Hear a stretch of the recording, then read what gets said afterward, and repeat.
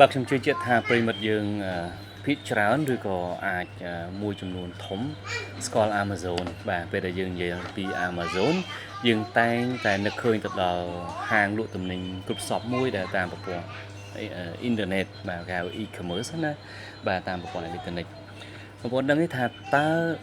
ហេតុអ្វីបានជាក្រុមហ៊ុន Amazon នេះអាចរក្សាខ្លួនឯងតទៅឆ្នាំទី7បានអាចរកប្រាក់ចំណេញឃើញហើយតើ Amazon មានបានប្រើកត្តានិងយុទ្ធសាស្ត្រអ្វីខ្លះបានធ្វើឲ្យខ្លួនឯងនឹងរីកមាឌធំរយៈមកដល់ពេលនេះជាប់លំដាប់មហាសេដ្ឋីពិភពលោកក្នុងលំដាប់លេខរៀង top 10ណាបាទគាត់ខ្លាចជានៅក្នុងបើមិន top 2 top 3បាទបន្ទាប់ពី Elon Musk បន្ទាប់ពី Bill Gates Warren Buffett ឯហ្នឹងបាទពួកគាត់អស់នេះគឺជាមហាសេដ្ឋីនៅក្នុងលំដាប់សកលលោកហើយប្រកាសឆ្ងល់ទៀតដែរថាចូលហាងទំនិញរបស់គាត់នៅតាមប្រព័ន្ធអ៊ីនធឺណិតសោះមិនក៏លក់ដាច់ម្លេះនៅលើទីផ្សារហើយលក់ទំនិញបានថោកនៅលើទីផ្សារបានថោកជាងគេទៀតបាទថោកជាងទីផ្សារទៀតបាទហើយក្រៅពីនេះយើងក៏ប្រកាសជាឆ្ងល់ថាតើ Amazon មានយុទ្ធសាស្ត្រផ្សព្វផ្សាយនិងយុទ្ធសាស្ត្រចែកចាយគេហៅថាលក់ពីអ្នកលក់ទៅអ្នកលក់ពីអ្នកទិញទៅអ្នកទិញឬក៏ពីអ្នកលក់ទៅអ្នកទិញដល់របៀបណាបានជាក្រុមហ៊ុនរយៈមួយនេះបាទនៅតែបន្តបានតាំងពីអត់ចំណេញរយៈពេល7ឆ្នាំហើយនៅបន្តមកដល់ឥឡូវហើយ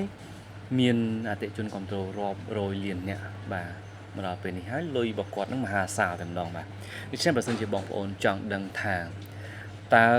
Amazon មានយុទ្ធសាស្ត្រអ្វីបាទអាចធ្វើការ download បាទ e-book ឥឡូវនេះបងប្អូនអរគ្នានឹងមាន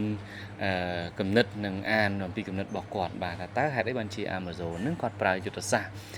បែបណាបានជាគាត់នឹងអាចនៅក្នុងការបណ្ដាញនៃហាងលក់ទំនិញតាមប្រព័ន្ធអ៊ីនធឺណិតនឹងល្អខ្លាំងមែនទែន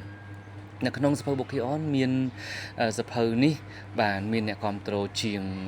10000អ្នកហើយជិត20000អ្នកហើយដែលគាត់កំពុងតែទទួលបានគំនិតបាទនៅក្នុងនឹងពីចំណុចចាប់ដើមរហូតទៅដល់ការរក្សាមុខលិកបណ្ដែតដំបូងគេបន្ទាប់ពីមាន AI បន្ទាប់ពីមានអ៊ីនធឺណិតចូលមកបុគ្គលិកធ្វើការពីចម្ងាយទូទាំងពិភពលោកបាទអាចរកលុយឲ្យគាត់បាននៅតែអាចរកលុយបានកើនឡើងជាប្រចាំនៅក្នុងប្រចាំឆ្នាំបាទគេបើសិនជាបងប្អូនចង់ដឹងច្បាស់ពីសភៅនេះបាទកុំភ្លេចធ្វើការ download app Bookkeyon លើនេះដែលមានទាំងនៅក្នុង App Store Play Store ហើយក៏មាននៅក្នុង mini app របស់ដៃគូរបស់យើងផងដែរជាពិសេសនៅក្នុង ABA mini app បាទអរគុណ